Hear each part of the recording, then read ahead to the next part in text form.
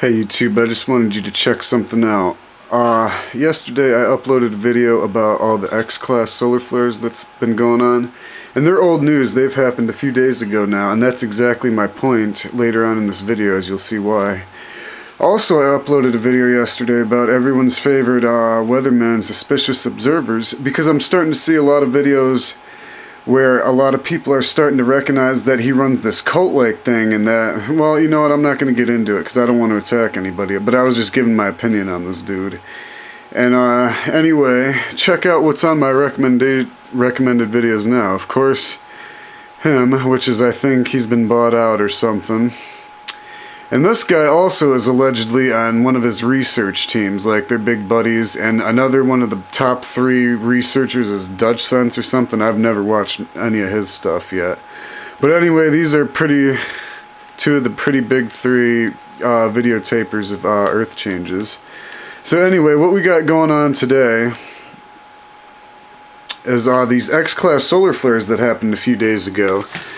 My theory has been that they always code us the heaviest when we get these monster geomagnetic storms and X-class solar flares. That's what geoengineering is all about, people.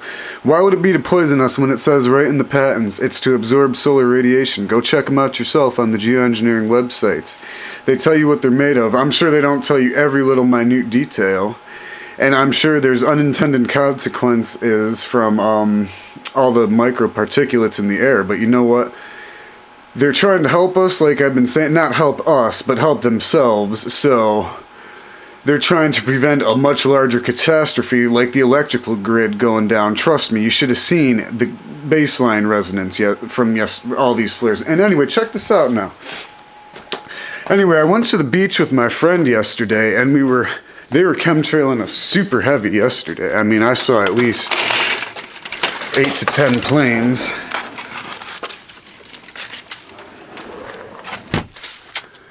And then today, oh damn, I forgot to get a timestamp. It's got to be like 6:30. The sky was crystal blue yesterday up until we were at the beach till what, 1 o'clock I'd say. And it was just starting to get somewhat fogged up like this. But now you can, wow, you can't even see through it. Let's go see the sun. It's probably not high enough yet. It's coming in over here though.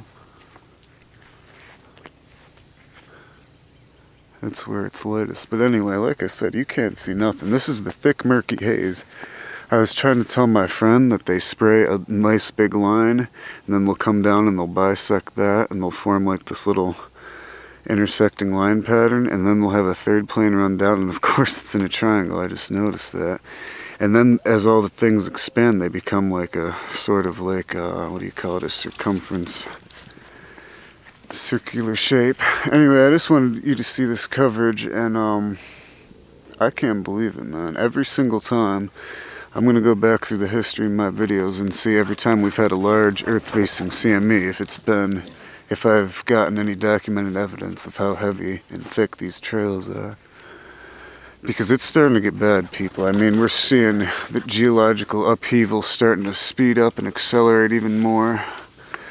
I mean, this comet's getting ever closer, and everyone's starting to panic about that and think that it's gonna hit us and bombard us with meteors. And you know what? I don't want to discuss that right now because I'm gonna make a video on that some other time soon here. So anyway, this is, as you can see, you can't see through these for nothing. I mean, I'll zoom in a bit. And it doesn't even matter. Here, let's try it this way.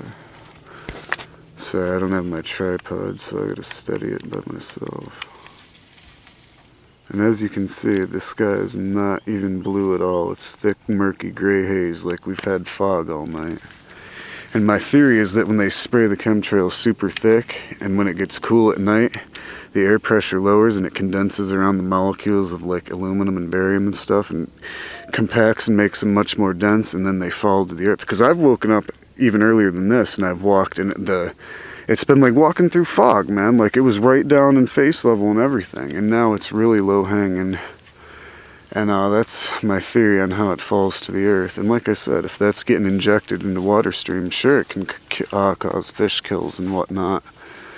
I don't see it causing that Morgellons or Morgellons disease, though. It's definitely geoengineering is for solar radiation management, just what they say. And they're trying to prevent a much larger disaster like the power grid going down. Go research all the stuff they're talking about that, and you'll see.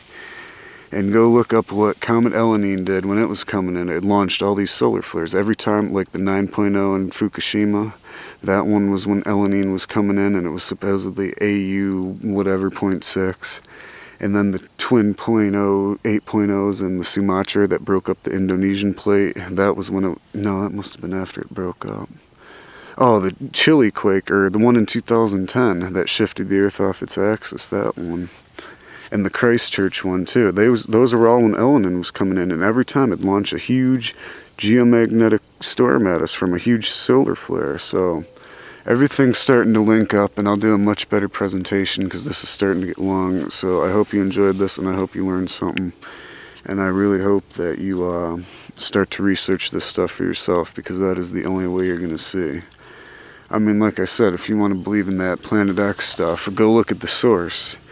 And you should start to see really quickly that the lady's whack, and that smarter people who saw through it are exploiting all the doomsday stories for profit. So anyway, I hope you enjoyed this video. Later.